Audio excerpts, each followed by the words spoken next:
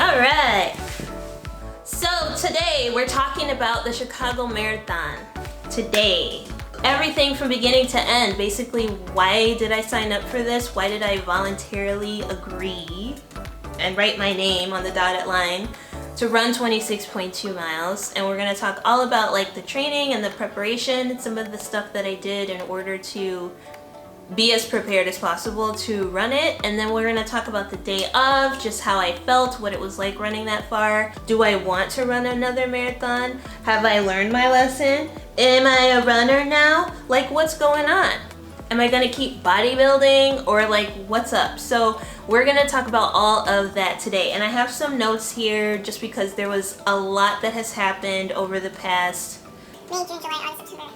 5 months? Has it been 5 months? I needed some notes, so I have some notes here. Yeah, we're just gonna go through it. Part 1, why? Why would I choose to voluntarily run 26.2 miles? But basically I wanted to just push myself in a completely different way. I've never done anything like this before. I'm very much used to and comfortable with lifting heavy things and putting them down. I'm very much comfortable with cardio, but just not running so much. I got stubby legs and I got a little torso. And that is not like a super great combination for running. And I realized that going into it. So I knew I wasn't built to be a runner necessarily. Like, my physique doesn't make it any easier for me basically. So I knew that going into it, but I'm not gonna let that stop me. Like, a cis can figure it out. And so that's what I wanted to do. So I just wanted to push myself in a completely different way. And then of course there was the fundraising part of it too, and the donating to a cause that really matters. So my church was actually the way I found out about the marathon. So basically, Team World Vision did a pitch at my church to try to get people to join them in running the Chicago Marathon, and with that came fundraising efforts that we had to do in order to provide clean water to kids in India. And so having really the drive to want to challenge myself, plus that layer on top of it of doing something for a really good cause, it came together in such a way where it was like, yeah, I can do this and I know I can do it. And now the Chicago Marathon was not something that I necessarily wanted to do like this year, but the opportunity lined up and it was just like, am I really gonna do this? Yeah, I'm gonna do this. Now part 2 of this is the training plan. So thankfully, signing up with World Vision meant that they provided basically like an 18 or so week training plan for the whole marathon. So it was basically like, you know how there's like couch to 5K? So this was basically like couch to marathon. But so I was skeptical going into this because I'm like, sure, this nonprofit is like a great organization, but like, what do they know about like marathons? They actually have a lot of knowledge about helping people prepare for something like this, because I believe I heard one of the team members say that World Vision has had like one of the biggest teams ever at the Chicago Marathon over the past few years. So it's like they know a thing or two about kind of helping people out and making sure that they're ready for this. So there really was a whole training plan that they gave us that was put together that would help you build your endurance over time. So what was nice about that immediately was that the first like month or so was just pretty easy. They literally start you out with just walking. That was really easy for me. I just basically did my normal jogging. I think the mileage I was doing the first couple of weeks was actually more than what they were recommending. So I just stuck with that. But then once the miles started going up, like I really started noticing my energy. And I mean, this kind of got further into the plan where it was like, you know, getting into 10 miles. Like, I was surprised at how easy 10 miles were for me, because I would just run slower. Like, if I felt myself like getting tired too quickly, I would just run slower and jog if I needed to. But even that was just really helpful. Like, it made the miles not feel so draining as I started to find my pace doing this running plan.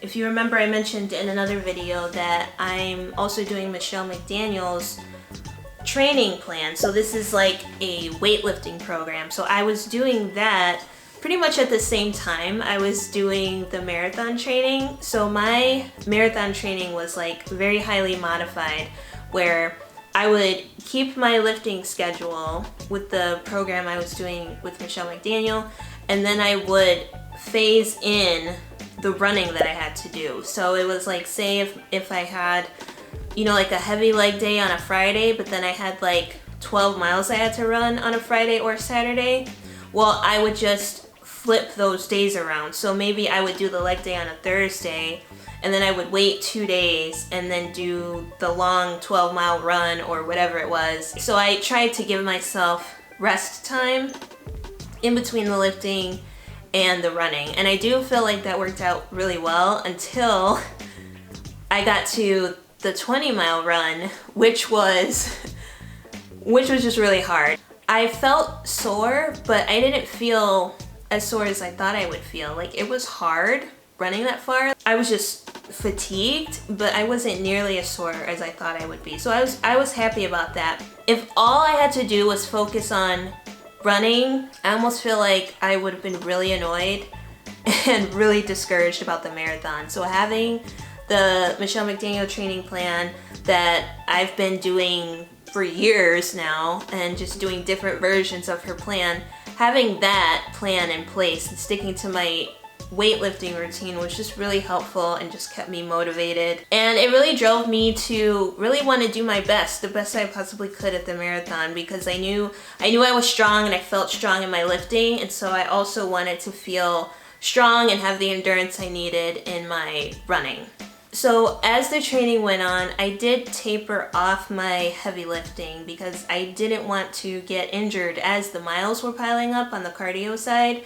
So I did start to do like a very slow like deload over time, where I would do like 20% less, 30% less, 40% less, 50% less weights as those miles increased. So it was really over the course of maybe 3 weeks or so that I did taper off on my heavy lifting training, which I'm so glad that I did, because there was no way I would have done well in this marathon if I was like pushing 200-pound hip thrusts and trying to also run 26.2 miles.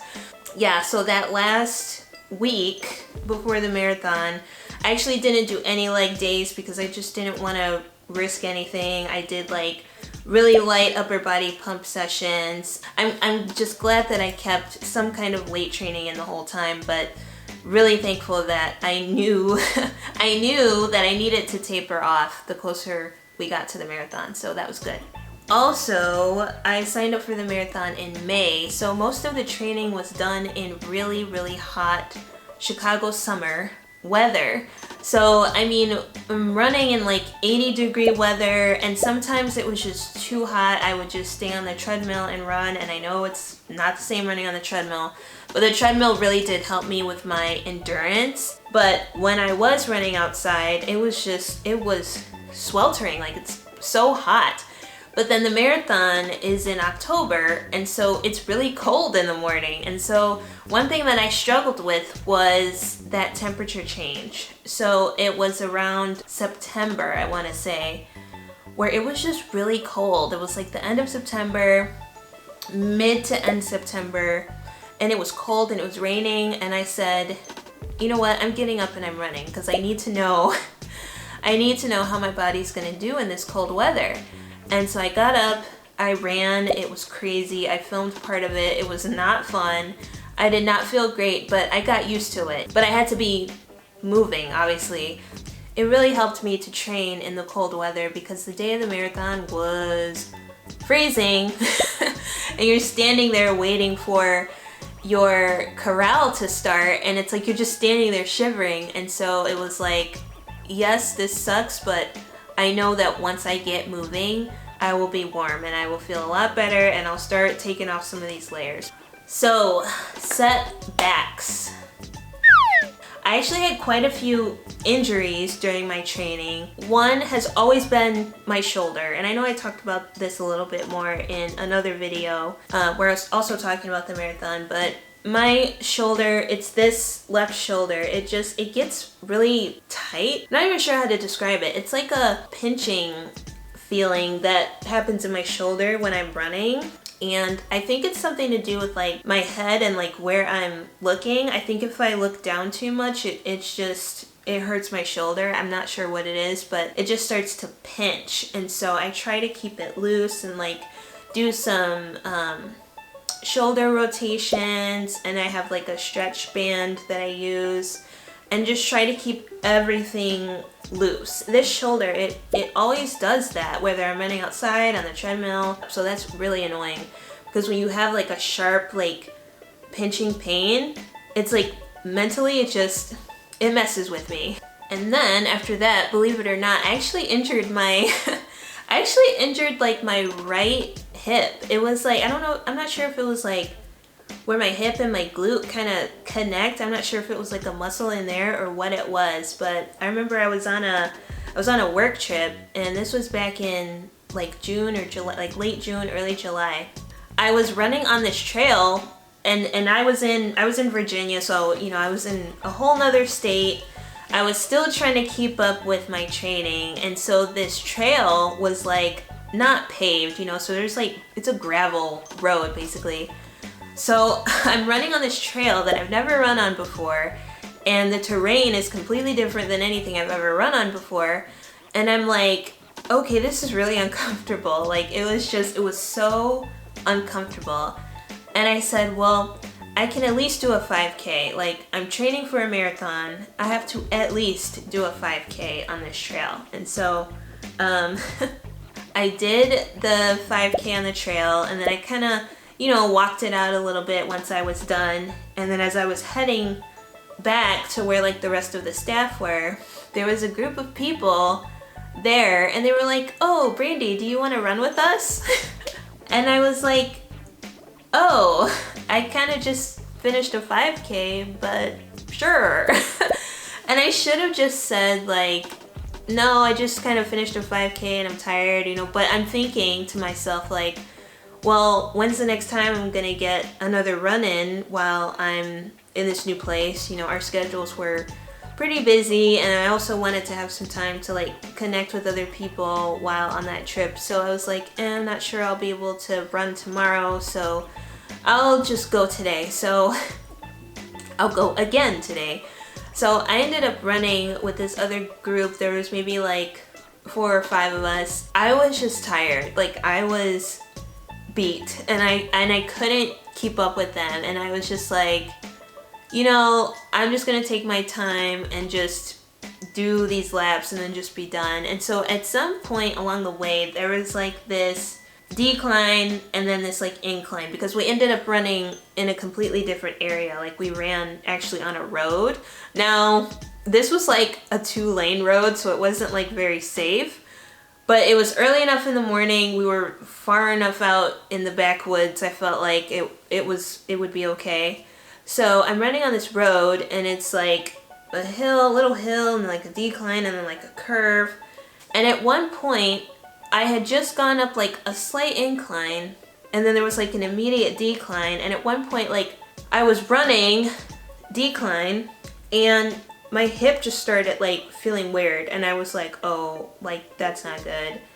And then it like really started hurting, and I was like, did I really just hurt myself like on a really slight decline? Like am I going too fast? The way my foot's hitting the ground, is that off? And it just was like a really sharp pain. I'm like, okay, here I am, tired, injured now. My group is like all the way up there, and I'm like, we're just gonna get through this. Like I was so dead set on just like pushing myself and just getting it done that I actually really did like tweak my hip. And so thankfully like nothing was broken or fractured or anything like that. It must have been some kind of muscle pull or like a tendon or something. But when I got back to where we were staying, like I could not get my foot up the stairs like to go back to my room. It was like I was like hobbling. And then I remember this another staff person came in because they were going to their room, and I was on the stairs and I was trying to play it off, and I was like, oh hey,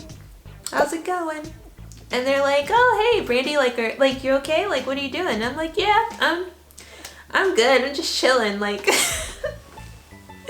like on the stairs, just chilling. And I did not want to admit that I had like injured myself. I felt so like embarrassed, and I just felt like, why did I run 7 miles today? Like I did not need to do that. Why did I do that? And I just felt like really silly. But then I was like, you just need to lay down. You need to just rest. But then of course, you know, we had staff stuff we had to do that day. So I had to hobble around and pretend like I was okay the whole time. But yeah, so lesson learned for that is don't do too much, especially on a trail or on a road that you're just not used to when you're training. Not recommended. After about a week, it felt better, but then I tried to run again. It was like every time I tried to pick up my right foot and step, whatever that motion was, it just would kill my hip. And so I did a lot of stretching. I completely stayed off of it. I didn't do any running. Even walking around the house would hurt it. And it wasn't really until a full, like, I would say 2.5 weeks that I even tried running again. Like, I started off, you know, testing it on the treadmill. As soon as it would hurt, I would get off. And then I would try walking. And then once the walking was okay, I would jog. And then as soon as I felt a pain, I would get off. And then I tried running again outside, and it wasn't happening. Like I would get maybe 3 miles in, and then that pain would just like come shooting up my thigh and like almost like into my glute too, and it would really hurt. And so I was like, no, we're not doing this. Like I can't do this. And so it wasn't until I would say a good 2.5, maybe 3.5 weeks that I really could not run. And that was probably the scariest and like most heartbreaking injury I had, because if I can't use my right leg, then yeah, that's an issue. But eventually that pain did go away, and then every time I was able to run, and I thought about that injury every time. I said, thank you, God, that I can run like this. Please protect me from injury going forward, because I do not want to have to cancel this race after everything I've done so far. So every time I was like, thank you, God, that I can run like this, because I do not want to ever take for granted being able to use any of my legs, any of my appendages. Like, I'm never taking that for granted. So that was kind of like my June-July injury, was my hip. And then after that, my hip was great. I mean, I didn't have any other issues, and I was so happy about that. And I just kept up with my stretching and mobility routine that I've been doing pretty much since April of this year. And I think my doing that routine so early on really helped me in the long run, because I stuck with it consistently every single day. And then after that, I would start getting these little random knee injuries.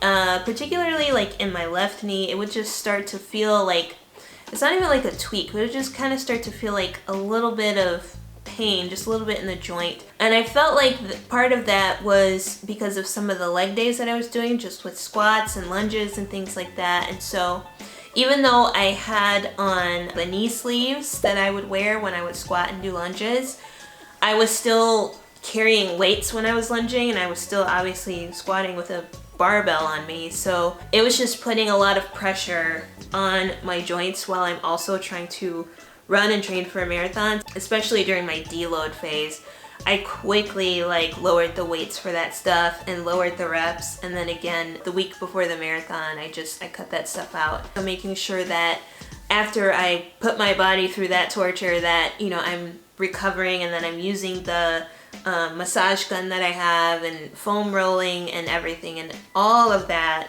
really helped. So as the marathon got closer, I tried to make sure I was training with the things that I would have on the day of the marathon. I changed my headband into one that I could pull down over my ears to make sure that my AirPods didn't fall out, because I have little ears. I don't know if you can even see them, and that would also help my ears not be cold when I was outside. Obviously my shoes I had gotten months before. I always trained in the shoes that I knew I was gonna wear, the day of the marathon. No sense in running in different shoes that you're not gonna run in on that day. I knew I was gonna wear my Team World Vision jersey, which was basically just like a tank top, and then over that I knew I was gonna have some sort of like long sleeve either shirt or like jacket. So I started training with a little thin purple jacket, and it covered me enough where I knew that it will keep me as warm as possible, but it's not gonna be so heavy on me if I tie it. So I started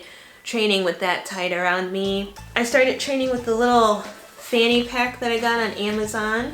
There were also like energy gels that they would hand out, and I also bought some on Amazon too. And so I would just put the gels in here and just make sure that like when I'm running out of energy and I need something, that I could just grab it quick. So the point of this was to keep everything like as light as possible, because I didn't want to add too much to it. I also brought heat packs, those little hot hands packs, and I put those inside of my gloves for when we were outside waiting for our corral to start. So it was really great to have everything prepared like the night before and knowing ahead of time what I was gonna eat. So I ate my cream of rice the morning of on the way there, my cream of rice with the protein powder mixed in.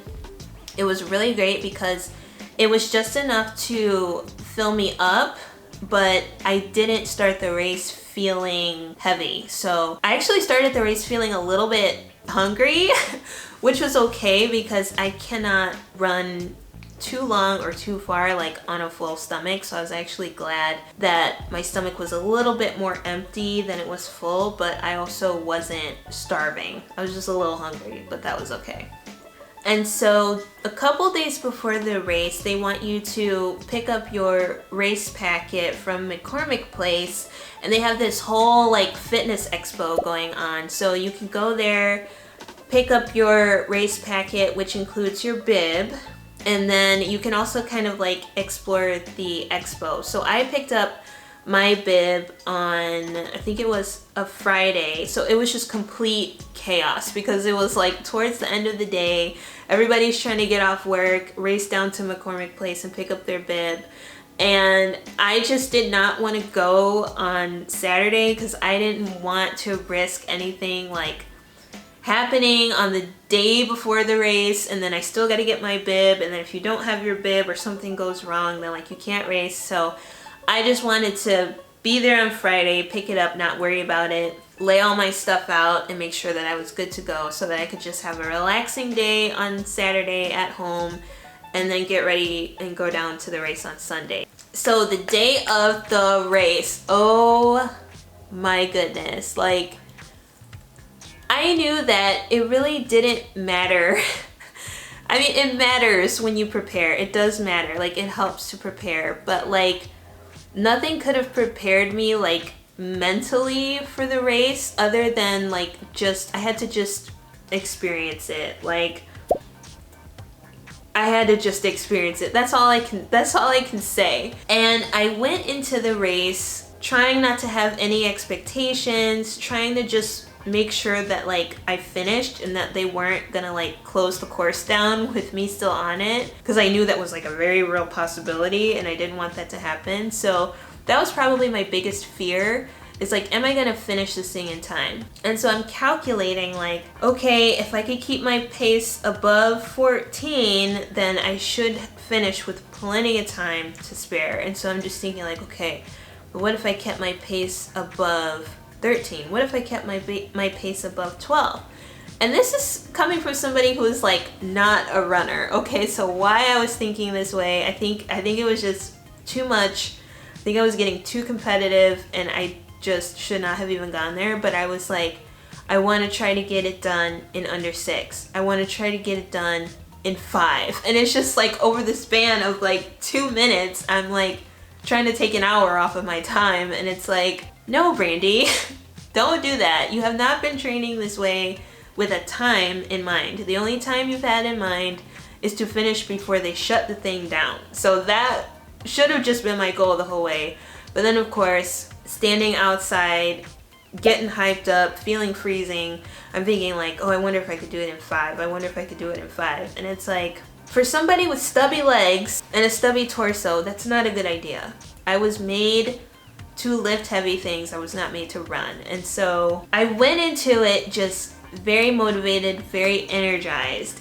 And after finding the gear check, running around Chicago for 3 miles before even starting the race, I felt like I can do this. Like, I can do this. I can finish this marathon and I can actually do a really good job. We're all huddled in this huge crowd of people and we're just waiting to start. Now, I was in Corral N, which I believe is like all the slow people basically. And there's nothing wrong with that. And so we just had to wait longer for all the corrals before us to start. And so when it was finally our turn to start, I was just like, oh crap. I just saw everybody running. I don't know. And I was like, I'm in downtown Chicago. I'm gonna run 26.2 miles today. And I'm in Chicago. Like, I'm running through my city. And I was good. Like, I felt good starting. Like, the first 3 miles were great. The first 6 miles were great. The first 9 miles were great. And I just felt like I was just looking at everything. I was taking everything in. I felt prepared. You know, I felt like I had, you know, I had my little fanny pack. I had my shoes on. I had my little headphones in, and like everything was just like, I felt prepared. The people cheering you on like every step of the way, it was really awesome. And then just running down the streets and just like seeing the different towns, it really was like an incredible experience. And I can see why people actually volunteer to do this. Like, it is really one of the best ways to see the city. And I was born in Chicago, but I've spent most of my life in the suburbs, and just being able to go down there and just experience the city, seeing all the people, seeing all the signs, people cheering you on, and knowing that you're not the only crazy person out there like doing this thing. So it's like you're running through like all the different areas in Chicago, and my favorite area to run through was Chinatown. Like, I have always loved Chinatown since I was a little girl. It was so much fun. And so mile 15, I was like, wow, like I'm actually over halfway done. Like, even before that, when I got to the 13 mile mark, I was like, oh wow, this is so awesome. Like, I'm still actually running. Like, I knew I wasn't running fast or anything like that, but I felt like my pacing was good. I did feel like in the beginning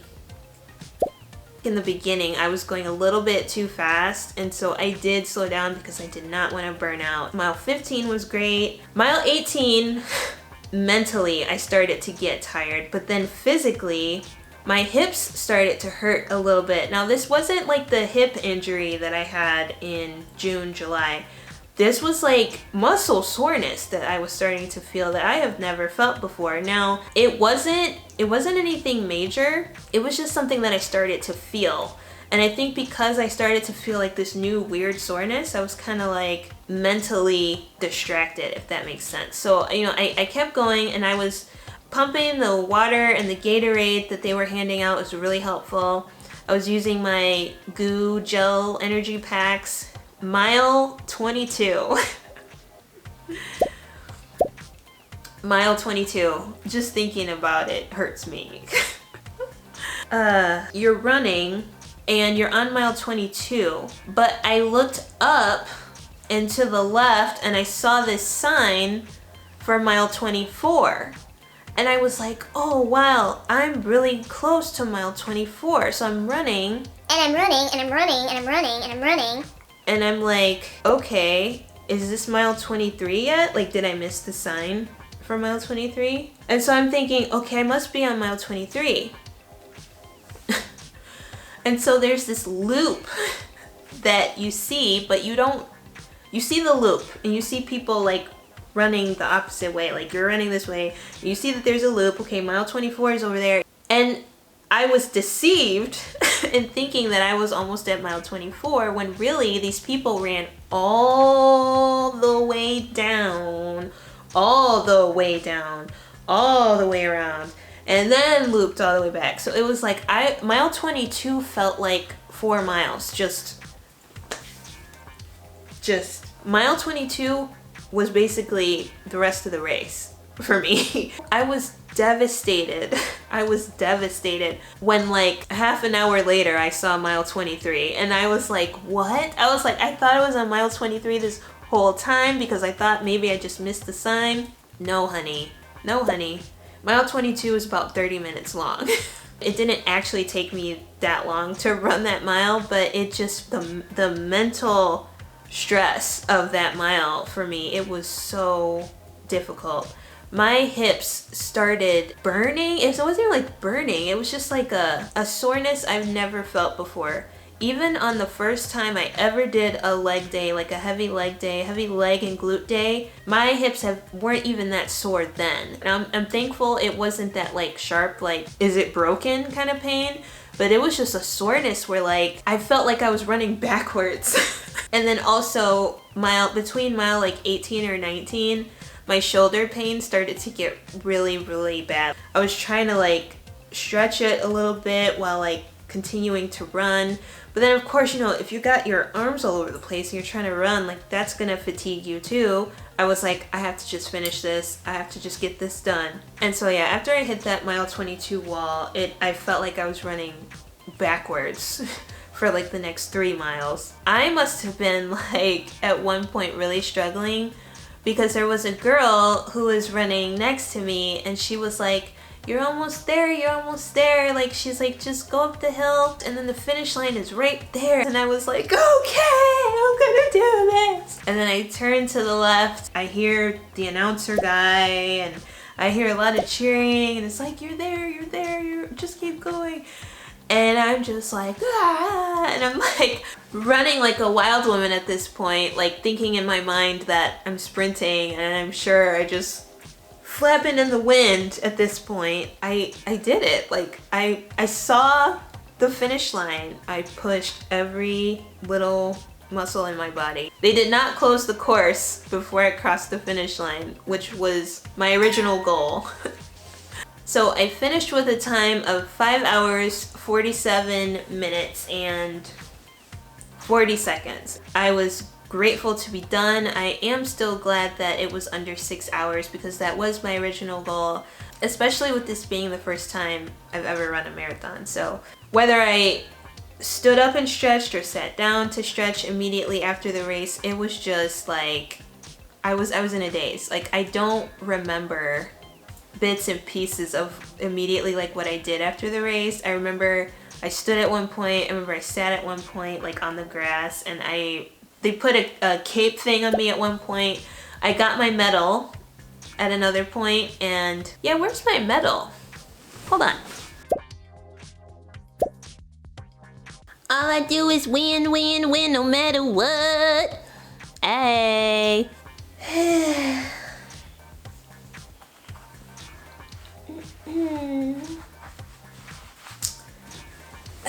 Let's just get that in the frame. Yes.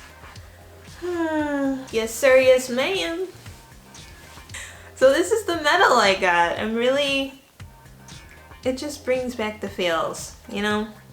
So then we went back to the World Vision tent and they had like a little pizza party for everybody who participated with Team World Vision. And then they also did this thing where they like announced each of the runners like as they were coming into the tent. So they basically were just saying like, hey, you know, how many marathons have you done, or is this your first one? Did you accomplish your fundraising goals, or what was the best part of fundraising for you? And I think the last question was something like, what did you learn, or like say something about your marathon experience. And so that was nice that they did like a little heroes interview for each of the people who ran. I thought that was a nice touch.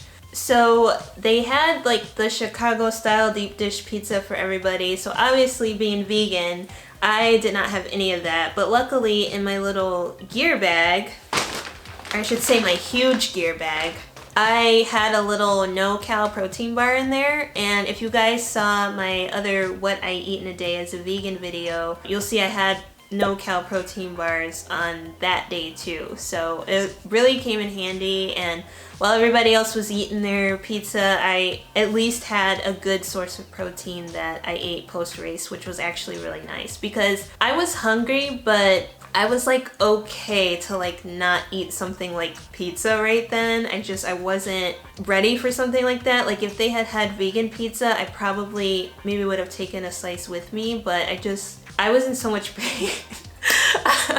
I was in so much pain and just feeling so sore that like I wasn't quite ready to eat something like that, but I knew I needed protein because all I had eaten that day was cream of rice and then like a bunch of gel. I also drank a lot more water, obviously, the rest of that day, the rest of the night. And then finally, for dinner, when I got my appetite back, we went to this place called Handlebar in Chicago. It's a really great spot because they have a ton of vegan options. I shared a plate of nachos and they're so good, all vegan. And so I had their vegan chicken wrap and it was really, really good. And I had that with a side of fries. So it was definitely a treat meal. I ate half of the nachos and I ate half of the wrap. And I ate all of the fries because fries are not good the next day, in my opinion. And their fries were just really good. So I ate them. And then after that, I got home and I ate half of a slice of Pie Pie My Darling cake. Now, if y'all know anything about Chicago, like you also need to know this. Pie Pie My Darling makes the best cake. Fight me on this. It's an all vegan bakery. The cake is moist and just soft. The icing is just buttery, but no butter. It is the best cake I've ever had in my non-vegan life and in my vegan life. It is just the best cake ever. So I had half a slice of her spooky special Halloween cake. Like the metal is awesome, but the cake is awesome too. The cake is just as important as the metal. Okay, so after race day, what happened? Well, the next day I was in total agony. So Monday was the next day. Thank God I had that day off of work because I was in complete pain from shoulder all the way down to like my toenails, literally. Everything hurt, especially my right foot. My right foot, like the inside, so like in here, inside my foot really hurt. And I could not even walk on it that well. Like I could have walked on it, it just hurt. Like it really hurt.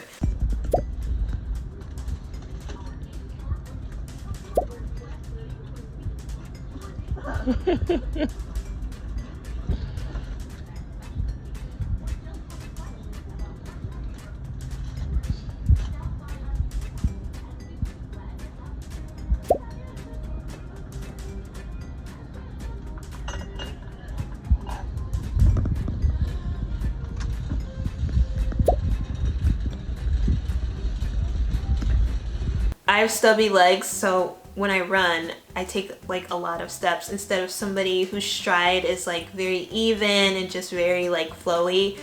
You know, I'm like, I did like 74,000 steps that day or something crazy like that. I really want to work on my stride because I don't want to put my joints and my feet through so much trauma. I did end up wrapping my right foot because it was swollen. It was definitely swollen. Yeah, so Monday and Tuesday I had 2 full rest days, and then by Wednesday I did do some walking, a little bit of incline walking on my treadmill. Towards the end of Wednesday, I did feel like I was at about 90% recovery. My foot was still bothering me, but I did feel like I was pretty much fine. So Thursday, I did steps again, only on the treadmill. I didn't want to try to run yet. And then Friday, I did a little bit of walking, a little bit of jogging, and I did an ab workout.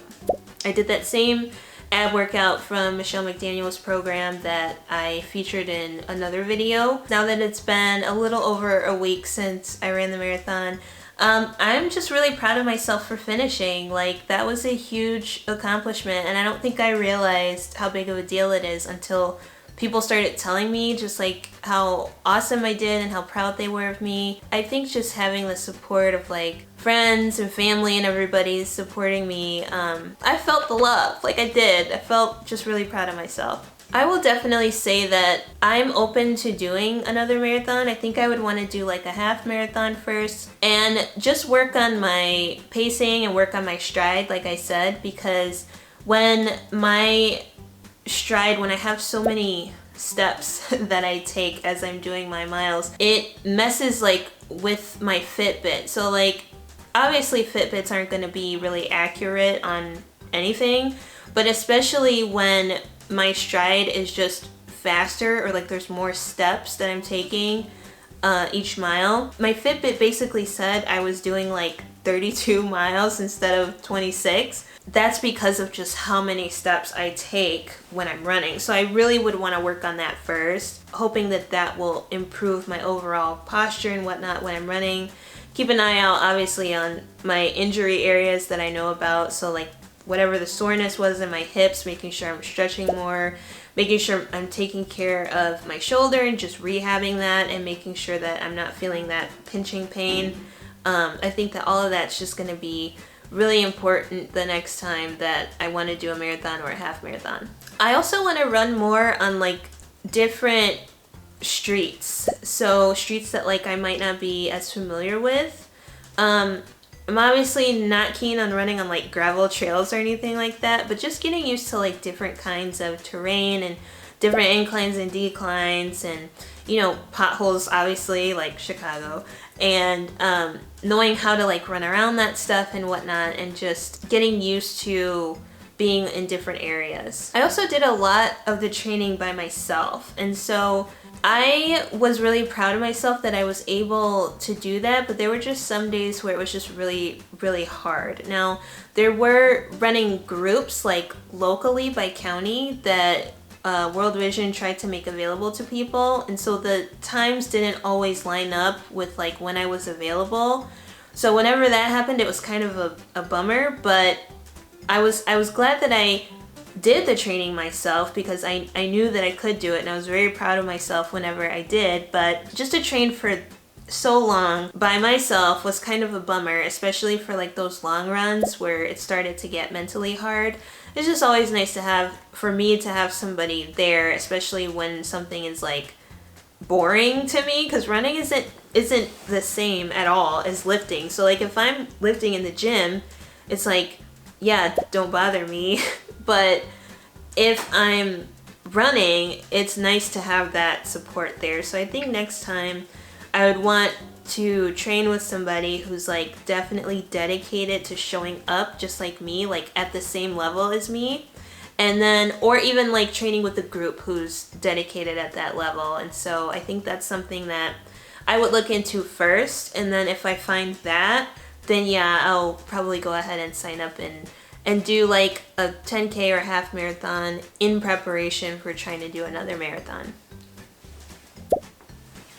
So yes, that was my Chicago Marathon experience. I am really glad I did it. I would definitely do it again.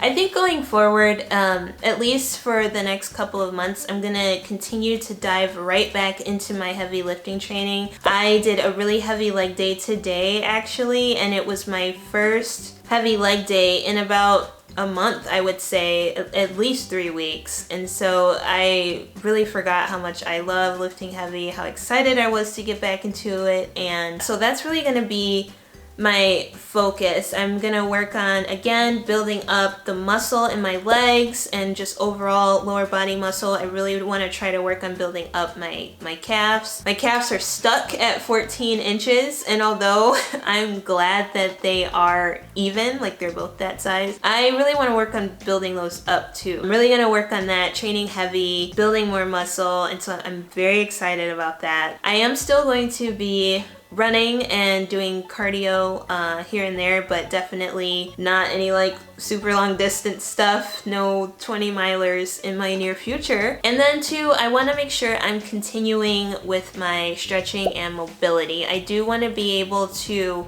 work on my splits and just make sure that my hips are staying loose. My hips have just always been very tight, and so I need to work extra hard on making sure that they stay loose, making sure that my hamstrings are always very tight, so making sure that those are loose too, especially if I'm trying to build muscle in my lower body. I just want to make sure that the muscle I'm building is not like tight and full of knots and all of that. So me working on my stretching and mobility in tandem with building muscle, I think will really help me put on some good muscle. I'm excited about that. So as far as like the marathon, just thank you to everybody who supported me. Thank you to everybody who donated. Thank you to everybody who prayed when I asked you to pray for us, sis. Like, I appreciate it so much. Everybody who sent encouraging words and everybody who just watched all the videos that I posted to my stories that day. Like, I just really appreciated it. Like, it felt so good just knowing that people out there knew I was doing this and that they cared, and that they cared enough to support and donate and pray. All the prayers. So I really appreciate that. Thank you. I love you guys so much. And don't forget to subscribe to the channel. I have a long list of videos that I'm working on filming, another story time coming up, a little reaction is in the works, and so that's all going to be really exciting. I have so much that just came out of my brain over the past 2 weeks, so I'm really excited to keep going on that. So don't forget to subscribe so you don't miss every time I post a video. Click the little notification bell so you know whenever that video goes live, and don't forget to leave me a comment. Let me know, are you a runner? Are you a lifter? Did you think I was gonna finish the marathon? And don't forget to follow me on Instagram and TikTok, where there's other shenanigans going on over there. Sometimes the babies pop up on Instagram and TikTok too, so you don't want to miss them. Don't forget to like and comment and subscribe. See you guys next time. Bye! This is Sprinkles. And this is Skittles. Sprinkles, Skittles. I know you guys wanted to know. Na na na na na na na na na.